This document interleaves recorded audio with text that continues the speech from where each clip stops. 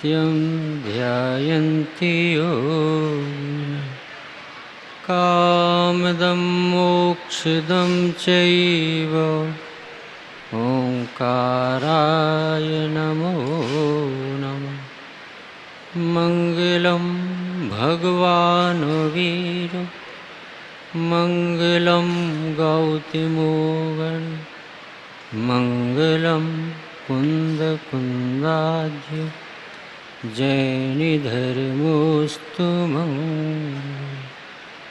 सर्वमङ्गलमाङ्गल्यं सर्वकल्याणकारकं प्रधानं सर्वधर्माणां जैनं जयतु शासनम्।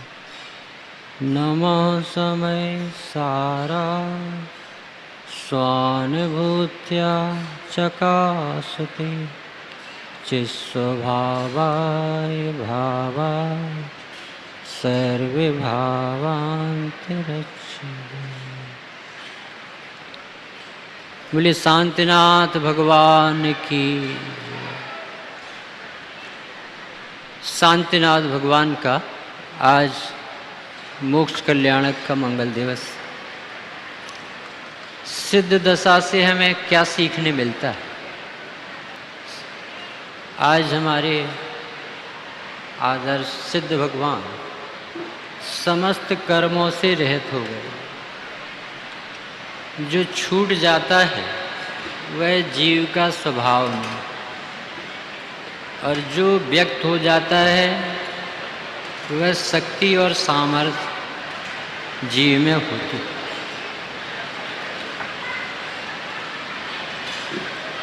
साधना अभिशाप को वरदान बना देती है, भावना पाषाण को भगवान बना देती। एक पत्थर की मूर्ति भी प्रतिष्ठित होकर के भगवान बनकर के सबको भगवान आत्मा देखने के लिए निमित्त बने। मूर्ति में भगवान पना आ गया तो चेतन में चैतन्य पना आ जाए, इसमें क्या आश्चर्य। बाबूजी की पूजन के आधार से अपन चर्चा करते कि देखो मोक्ष दशा यानी मुक्त दशा। मुक्त दशा यानी दुखों से छूटने की दशा। दुख से छूटना किस बात का? यानी जिसने राग द्वेष काम आदि जीते सब जग जान लिया, सब जीवों को मोक्ष मार्ग का निष्प्रय हो उपदेश दिया। बुद्ध वीर जिन हरिहर ब्रह्मा या उसको स्वाधीन कहो, भक्ति भाव से प्रेरित हो यह चित्त उसी में लीन रहो। सिद्ध भगवान सुखी है, अनंत सुखी है।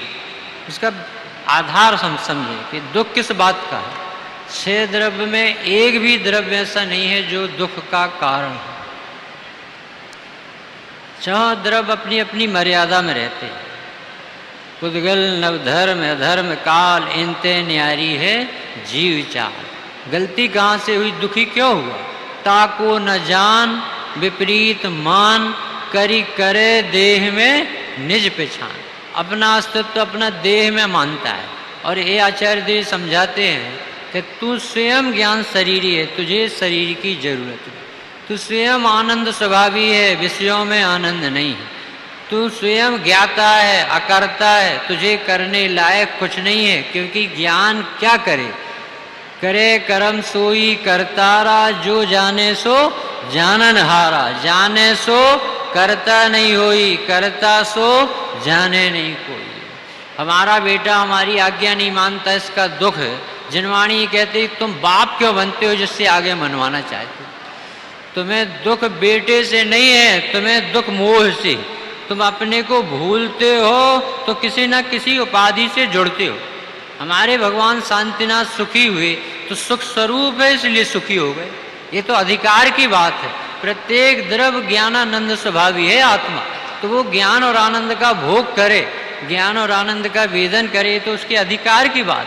परंतु जीव ने अपने स्वभाव को भुलाया तो ज्ञान स्वभाव भूलने से निरंतर कर्तव्य वो आकुलित करता है। अज्ञान विधाता है इनका निश्चित चैतन्य विरोधी है, शुभ अशुभ वृत्ति एकांत दुख अत्यंत मलिन संयोगी। हमारे शांतिनाथ को सुख किस बात का हुआ कि जो दुख के कारण थे, अज्ञान से राग द्वेष उत्पन्न होते थे, पाप पुण्य के परिणाम, वो सब विदा हो। आज सचमुच में पूछो मुक्त नहीं हुए हैं, मुक्त तो कर्म हुए, राग द्वेष मुक्त हुए, देह मुक्त हुए। भगवान तो आनंद में भरे थे, आनंद से भर गए। आनंद की अभिव्यक्ति का नाम मोक्ष दशा है, नास्ति से मोक्ष कहते, सचमुच में तो आनंदमयी दशा है। हमारे सिद्ध भगवान महासुखी है, ये बात हमें समझ में आना चाहिए। कब समझ में आएगी? जब हमारी दृष्टि अंतर्मुख होगी कि मैंने जो इसमें सुख माना था वो भ्रमणा थी, कल्पना थी। तो ये सीख हमें सिद्ध भगवान से क्या मिलती है? आत्मावलोकन नाम का ग्रंथ है, उसमें लिखा कि देखो भगवान को देखोगे तो भगवान में जो निकल गया वो वस्तु का स्वरूप नहीं, और जो प्रकट हो गया वो शक्ति और सामर्थ्य में है। तो केवल ज्ञान प्रकट हो गया यानी तुझे केवल ज्ञान होने की शक्ति है, और राग द्वेष निकल गया यानी राग द्वेष तेरा स्वभाव भाव नहीं। देव कहते हैं कि प्रभु हम आप जैसी छवि बना सकते हैं, देह बना सकते हैं, परमोदारिक शरीर, पर आप जैसी भीतरागता कहाँ से लाएंगे? हम सब कुछ पुण्य के उदय में समोषण बना लें, सुंदर शरीर बना लें, रूप बना लें अनेक प्रकार के, पर आपके जैसा केवल ज्ञान और आपकी जैसी भीतरागता आपके ही वश की बात है। ये बिना तत्व ज्ञान के, बिना भेद विज्ञान के, बिना आत्मज्ञान के प्रकट होने वाली नहीं है। 608 जीव की लाइन लगी 6 महीने 8 समय में। भरत क्षेत्र में भले सर्वज्ञ का विरह हो, परंतु मोक्ष मार्ग का, मोक्ष जाने का कभी विरह नहीं होता। 170 तीर्थंकर आए तो भी 608 भगवान बनेंगे, और एक भी तीर्थंकर यहाँ ना हो तो भी 608 जीव मुक्ति को प्राप्त होते ही रहेंगे। बात उसकी नहीं है कि 608 हो रहे, बात तो अपनी है कि अपना नंबर लगा है कि नहीं। जो व्यक्ति साहस जगाता है कि मैं तो मुक्ति को प्राप्त करूं, कमर कसता है अमृतचंद्र देव जैसे कि मैं तो मोह की सेना पर विजय प्राप्त करके ही रहूंगा, अब मैं हारने वाला नहीं हूं, क्योंकि मुझे पता चल गया है कि मैं आत्मा हूं। भगवान भी हमें आत्मा बताने वाले मिले और हमें आत्मा ही जानना था, ये हमारा मानस भी आज तैयार हो गया। ऐसा देव का और भक्त का ऐसा संबंध। प्रभु आपने एक ज्ञायक बताया, त्यों लोक में ना अनुपम जताया। यही रूप मेरा मुझे आज भाया, महारूप मैंने स्वयं से ही पाया। हमें जिनेंद्र देव मिले, हमने अनंत बार पुण्य तो बांधा पर पवित्रता के लिए हेतु नहीं बनाए। यदि हम इन्हें पुण्य बांधने में हेतु बनाते हैं तो स्त्री पुत्र आदि भी बंध के हेतु और देव सास गुरु भी बंध के हेतु। तो निहाल भाई कहते तेरे लिए दोनों में कोई अंतर ही नहीं हुआ, तूने वहां भी बंद किया यहाँ भी बंद किया। यहाँ तो मोक्ष तत्व के सामने आया था तो यहाँ मुक्ति की विधि सीखता। जब दृष्टि पड़ी प्रभु जी तुम पर, मुझको स्वभाव का भाने हुआ, सुख नहीं विषय भोगों में है, तुमको लख यह श्रद्धान हुआ, तुमको लख यह श्रद्धान हुआ। जो सोया हो नींद में उसे जगाया जाए, करे बहाना नींद का उसको कौन जगाए। जो भगवान को देख करके भी भगवान आत्मा को न देख सका, उसने भगवान के दर्शन कहाँ किए। शरीर के दर्शन यदि हमने किए तो शरीर का पक्ष तो हमें घर बैठे भी था। हम भगवान के दर्शन करने गए थे कि भगवान किसके दर्शन करके भगवान बने। भगवान को परमोदारिक शरीर नहीं भाया, समंत भद्रदेव कहते समो शरण है आपके पास, इसलिए मैं आपके प्रति आकर्षित नहीं हो रहा हूं। आपके पास 64 चमर ढुलते हैं, इसलिए मुझे आकर्षित नहीं कर पाए। देव नमस्कार करते हैं, आकाश में गमन होता है, ये आकर्षण का कारण नहीं है। पर आकर्षण का कारण ये है कि प्रभु आपके पास वीतरागता है और सर्वज्ञता है। और वीतरागता यानी कोई जगत का पदार्थ अच्छा बुरा नहीं लगता, राग द्वेष आपको उत्पन्न नहीं होते, इसलिए आप महासुखी। यानी आपको देख करके शिक्षा मिलती है कि किसी भी जगत के पदार्थ से राग द्वेष करने लायक नहीं। और सर्वज्ञता की सीख मिलती है कि भगवान सर्वज्ञ है। सर्वज्ञ उसे कहते हैं जो सारे जगत के पदार्थों के क्रम नियमित व्यवस्थित परिणमन को व्यवस्थित जानते हैं। यानी मति व्यवस्थित हो जाती है आपको समझते ही कि जगत में कुछ भी करने योग्य नहीं है, क्योंकि जगत में द्रव्य गुण पर्याय से ज़्यादा कुछ होता नहीं। और द्रव्य भी निश्चित, गुण भी निश्चित और परिणमनशील व्यवस्था भी निश्चित। तो ये आपकी सर्वज्ञता से हमारा कर्तृत्व टूट गया। समंत भद्रदेव को भगवान क्यों पसंद आए? क्योंकि भगवान के गुण पसंद आए कि प्रभु आपकी सर्वज्ञता से कर्तृत्वता टूटता है और आपकी वीतरागता से राग द्वेष का भाव होता है कि राग स्वरूप नहीं, राग धर्म का साधन। देखो भगवान मिले हैं, बहुत निश्चिंतता हो सकती है अपन को, जैन जगत के जीवों को, जो सर्वज्ञ देव का निर्णय करें कि हमारे भगवान सुखी इसलिए हैं क्योंकि कर्तृत्व नहीं, सुखी इसलिए है कि विषयों में सुख नहीं दिखाई देता, सुखी इसलिए है कि सुख स्वरूप से जुड़ गए, सुखी इसलिए है कि परिणति में राग द्वेष मोह नहीं होता। एक कला सीखने के लिए हम भगवान के पास आते हैं। तो अनंत बार हमें भगवान मिले, कोई इसी बार नहीं मिले। पंच कल्याणक भी हमने अनंत बार मनाए, दीक्षाएं भी अनंत बार मनाई। स्वामी जी से पूछते थे कि ऐसी हमें 4-4 लब्धि तो अनंत बार हुई। तो गुरुदेव क्या कहते थे? ऐसी लब्धि तुझे आज तक नहीं। कैसे नहीं? कि इस स्वभाव के लक्ष्य पूरक तूने आज तक आत्मा का चिंतन नहीं किया। कसाय की मंदता में लब्धियां हुई और छूट गई, पर इस भाव में तुझे जो ज्ञायक ऊर्ध्व हो रहा है, ये तुझे ज्ञायक का अनुभव करा के रहेगा। अपने जीवन में कभी भव भव का तो प्रश्न नहीं करना, मैं भगवान आत्मा ही हूँ, भगवान आत्मा अनुभव करने योग्य हूँ। 608 में यदि एक व्यक्ति भी मोक्ष जाता तो उसमें पहला नंबर मेरा होता। इतना साहस रख के भगवान के दर्शन करना चाहिए। भगवान के दर्शन यानी जैसे चक्रवर्ती का दमान चक्रवर्तीत्व के लायक होता है, सिंहनी का बेटा ही सिंहनी का दूध पी सकता है, इसी तरह कोई आत्मदृष्टि वाला ही जिनेंद्र देव के दर्शन करने के योग होता है कि हमें भी यही दशा चाहिए, वो मेरी ऐसी दशा जैसी तुम धारी। तो बाबूजी ने इसमें पूजन में लिखा कि ये तो कोई वज्र पौरुष है। कौन सा पौरुष है? कि सारे जगत के जीव पाप से हटकर पुण्य पर रीझते, अनुकूलता चाहते, स्वर्गाधिक चाहते हैं, पर कौन ऐसा साहसी है जो अब कुछ चाहता नहीं है, ऐसा भरा पूरा आत्मा देखता। इसमें बाबूजी ने लिखा निज वज्र पौरुष से प्रभु अंतर कलुष सब हर लिए, प्रांजल प्रदेश प्रदेश में पीयूष निर्झर झर गई।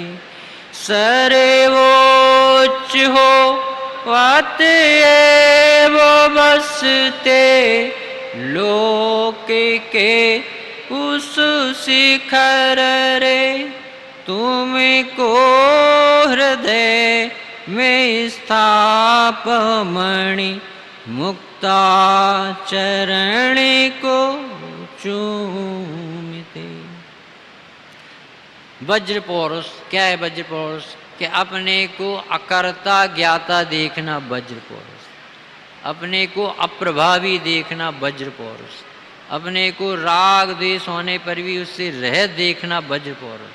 देह में रहते हुए भी देह बिना का, इंद्रियों के बिना ही मुझे ज्ञान होता है, विषयों के बिना ही मुझे सुख होता है, ज्ञेय से ज्ञान नहीं होता, ज्ञान से ही ज्ञान होता है। ये कला सीख लेना वज्र पुरुषार्थ। ये वज्र पौरुष से प्रभु क्या प्राप्त किया आपने?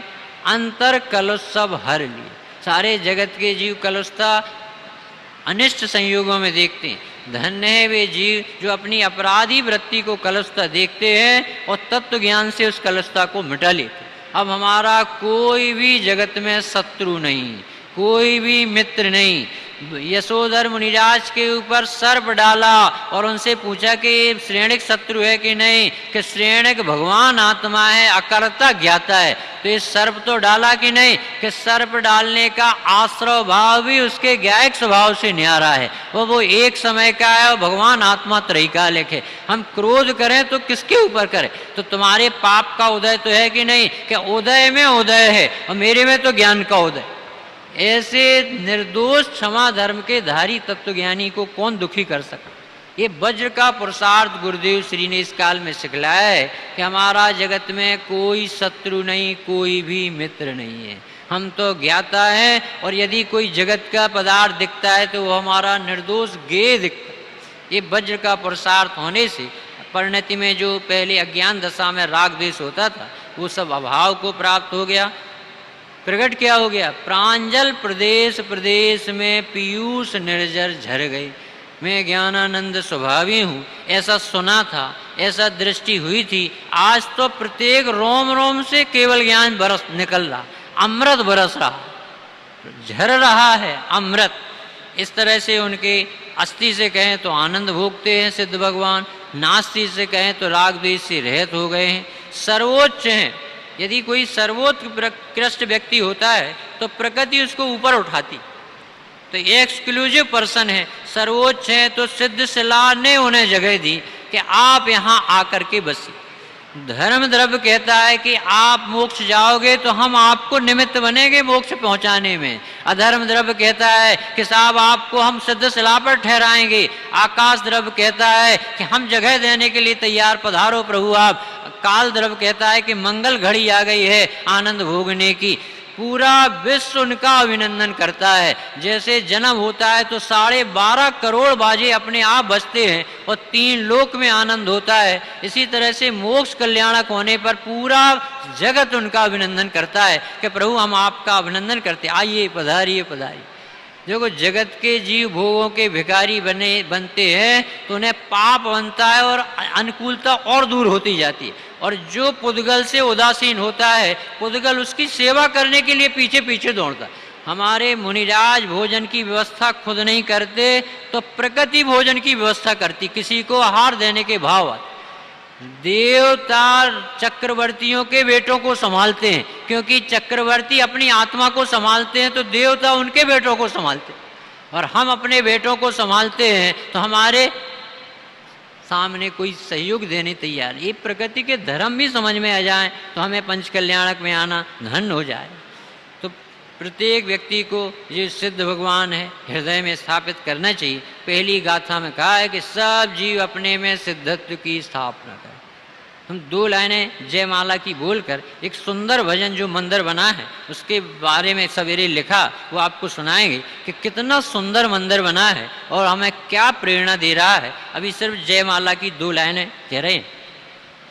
नहीं देखा निज शाश्वत देव, रही क्षणिका पर्यय की प्रिय। क्षम्य कैसे हो ये अपराध, प्रकृति की यही सनातन री। अतः जड़ कर्मों की जंजीर, पड़ी मेरे सर्वात्म प्रदेश। और फिर नरक निगोदों बीच, हुए सब निर्णय सर्वे। करें क्या स्वर्ग सुखों की बात, यहाँ की कैसी अद्भुत टेव। अंत में विलिखे 6 मास, कहे हम कैसे उसको दे। दशा चारों गति की दयनीय, दया का किंतु न यहाँ विधान, शरण जो अपराधी को दे, अरे अपराधी वह भगवान। नहीं देखा निज शाश्वत देव। भगवान की तरफ पीठ देने में विराधना होती है तो भगवान आत्मा की तरफ पीठ देने में विराधना नहीं होती है। जिस भगवान आत्मा को देख के पर्याय दशा भगवान बनी है और हम उसकी पूजा करने लगे हैं, परंतु वो जिसकी पूजा करते हैं हमें वो ऊर्ध्व क्यों नहीं होता। एक ककड़ी के चोर को सूली की सजा क्यों दी? क्योंकि वो ककड़ी का चोर नहीं है। जिस बाग में राजा बैठा था, सैकड़ों कर्मचारी उसकी रक्षा में लगे थे, और फिर भी एक व्यक्ति ककड़ी को चुरा के ले जा रहा है तो उसने मानो राजा को चैलेंज किया हो। इसी तरह से हम आइसक्रीम पर रीझते हैं, एसी की हवा से रीझते हैं। इसका अर्थ है हमें आत्मा खींच नहीं पाता कि इतना आनंदमयी है जिससे हम आकर्षित होकर के विषयों की अनुकूलता से उदासीन हो जाएं। इस सजा जो बाबूजी ने लिखी है कि क्षम्य कैसे हो ये अपराध प्रकृति की यही सनातन रीत। तू राजा का अनादर करे और तुझे फांसी की सजा ना हो, तू भगवान आत्मा का अनादर करे और तुझे निगोद ना मिले, चार गति ना मिले। भाई साहब एक सीख मिलती है कि ये सिद्ध दशा हमारे शांतिनाथ ने प्राप्त कर ली, आज हमें उनको देख करके सीख लेना चाहिए। बाबूजी ने लिखा कि कहीं सुख नहीं। आप इस आशा में बैठे होगे कि पंचकल्याणक आए हैं, बहुत पुण्य कमाया है, यहाँ से मर के स्वर्ग जाएंगे, कि ये महामिथ्यात्व। हम स्वर्ग नहीं जाएंगे, अब सिर्फ सीधे आत्मा में जाएंगे। हमारी परिणति आकर्षित हो तो सिर्फ आत्मा से हो, हमारा सम्यक दर्शन हमें आत्मा के आश्रय से होगा। हमें विदेश क्षेत्र भी नहीं चाहिए और स्वर्ग भी नहीं चाहिए, हमें सिर्फ एक आत्मा ही चाहिए, और ये हमारे अधिकार की बात। अब हम भजन सुनाते हैं जो सवेरे लिखा। इतना सुंदर धवल मंदिर देखा है, उसके बारे में इतनी उछलती थी भावना, वो आप सब सुनेंगे और एक लाइन आप दोहराएंगे। धवल जिनालय धवल जिनेन्द्र। सबने देखा है धवल यानी सफेद सफेद मंदिर, सफेद भगवान, पर सफेद नहीं देखना है, धवल यानी पवित्र पवित्र। धवल जिनालय धवल जिनेन्द्र, धवल सिमंदरे वंदे सतेन्द्र।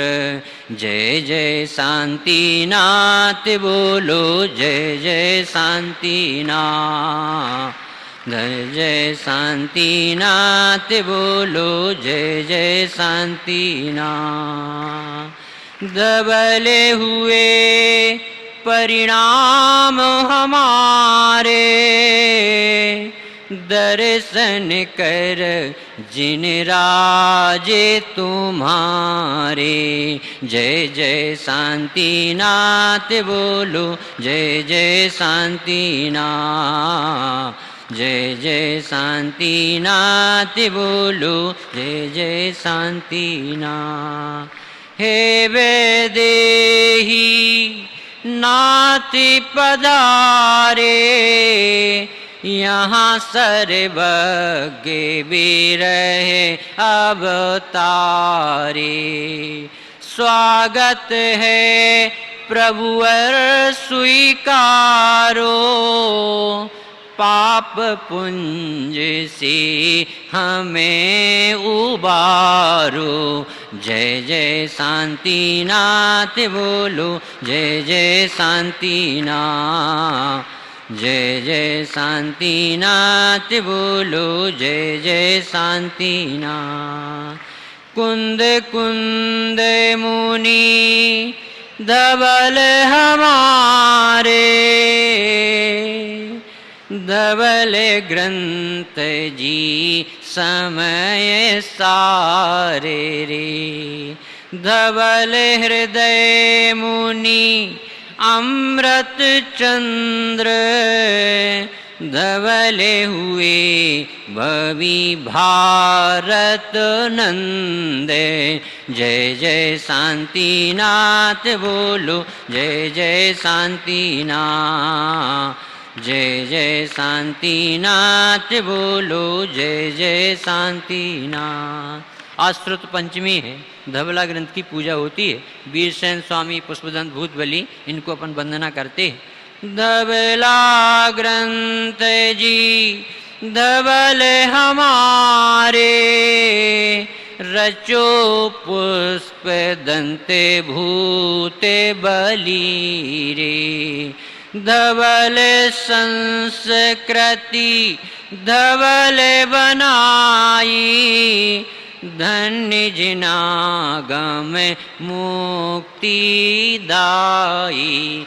जय जय शांतिनाथ बोलो, जय जय शांतिनाथ, जय जय।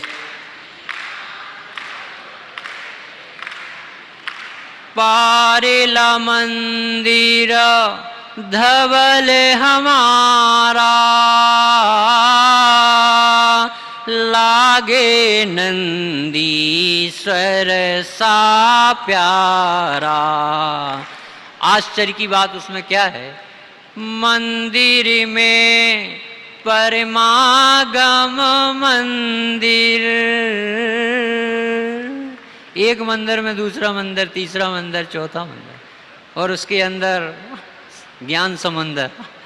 मंदिर में परमागम मंदिर, आओ बबो निहारो अंदर। जय जय शांतिनाथ बोलो, जय जय शांतिनाथ, जय जय शांतिनाथ बोलो, जय जय शांतिनाथ।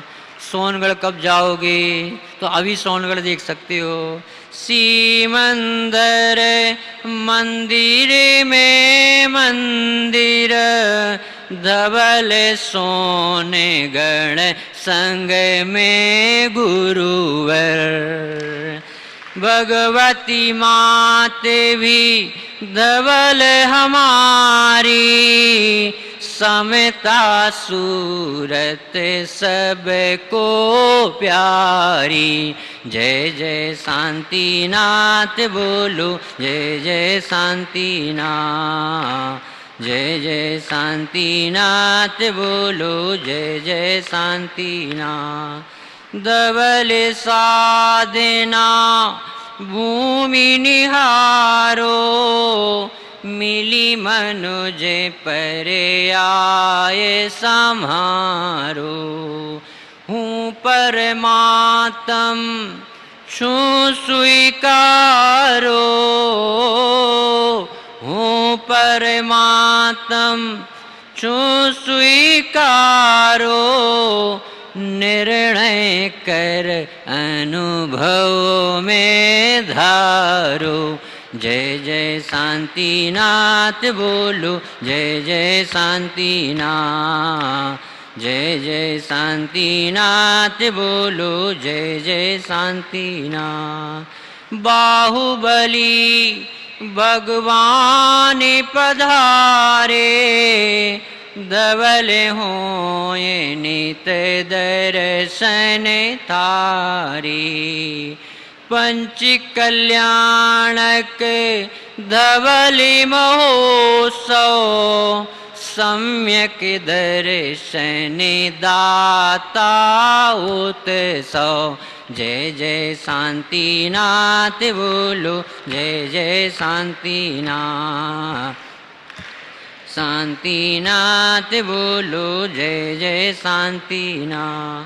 धवल हृदय भारत भवियाए, मंगल धवल गान जिन गाए। धवल छत्र छाया गुरु थारी, पंच कल्याण सफलता लादी। जय जय शांतिनाथ बोलो, जय जय शांतिनाथ, जय जय शांतिनाथ बोलो, जय जय शांति। एक अंतिम लाइनें हैं। सभी लोग यहाँ आए हैं उस सभी के चित्त में विशुद्धि है।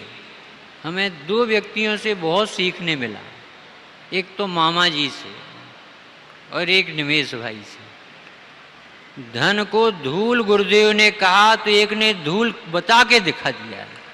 ये निमेश भाई का नाम है कि धन वास्तव में धूल, ऐसे लुटाने लायक है, ऐसे ही सार्थक करने लायक। और मामा से आपने सीखा होगा कि निर्माणपना कैसे आता है। जबलपुर में जवेरा में आए तो कुर्सी पर बिठाला तो कहते मुझे गर्म लगता है, ताता ताता लगता है, मुझे ये नहीं चाहिए, मुझे तो जिनेंद्र देव की देशना चाहिए, गुरुदेव की शरण चाहिए। ऐसे व्यक्तियों से अपन को सीखने मिला। मामा माने कसाए न आवे, विधि आप से सीखे के जा रहे। सबसे बुरी कसाय है मान कसाय। हर आदमी इज्जत चाहता है, जिनवाणी इज्जत देती है वो पसंद नहीं है। ये लोक में इज्जत चाहता है, जो मोही देते हैं उसमें प्रसन्न होता है। सचमुच में इज्जत तो हमारी भगवान करते हैं कि हे जीवो तुम भव्य हो, तुम सब भगवान बनोगे। इससे बड़ी इज्जत और क्या हो सकती। मामा मान कसाय न आवे, विधि आप से सीखे के जा रहे। निमेष साक्षात कुबेर इंद्र रे, धूल है धन तुमसे सीखा रे। जय जय शांतिनाथ बोलो, जय जय शांतिनाथ, जय जय शांतिनाथ बोलो, जय जय शांतिनाथ। वही तत्व की अमृत धारा, मिटी कलुषिता काले के कारा। जय जय शांतिनाथ बोलो, जय जय शांतिनाथ। एक दर्द जो रोज रहता था वो आपसे कहते हैं। इस आयोजन में एक भी त्रस्त जीव का घात करने का कार्य नहीं हुआ है। सब परोसे गए, देखे गए तो शुद्ध साफ भोजन किया, परंतु 5 स्थावर काय जीवों को दुख हुआ है। अपन सबकी अनुकूलता बनाने के नाम से पवन काय के जीवों को अपन देखते थे दुखी हुए, अग्नि काय के जीवों को अपन ने देखा दुखी हुए, जल काय के जीवों को देखा दुखी हुए, वनस्पति काय के जीवों को अपन ने देखा है दुखी हुए। इन 5 स्थावर की रक्षा करने में हम जो असफल रहे, हे पंच परमेष्ठी, हे शांतिनाथ भगवान, हे सीमंदर भगवान, हम सब बच्चों की, बालकों की इस अज्ञानता को, इस कुचेष्टा को आप माफ़ करेंगे। हम सब जीवों से क्षमा मांगते हैं। कोई जीव ऐसे महान आयोजन में दुखी ना हो। पानी के एक एक जीव से क्षमा मांगते हैं जो जीवों की विराधना हुई हो। एक एक वनस्पति काय के ऊपर पैर रखा हो उससे क्षमा मांगते हैं। एक एक हवा काय के जीवों को हमारे पीछे कैसे सताया जाता है। हमारे गुरुदेव का इतना कड़ा हृदय नहीं था कि उनके सामने कोई पंखा चला सके, परंतु अपनी कैसी लाचारी और कमजोरी है कि हम नहीं रह सक पाते, हम सब बैठ नहीं पाते, हम सबको इकट्ठा करने के लिए ऐसे आयोजन में ये सब अपराध हुए। भगवान हमें क्षमा करेंगे, भगवान हमें क्षमा करें। बोलिए शांतिनाथ भगवान की।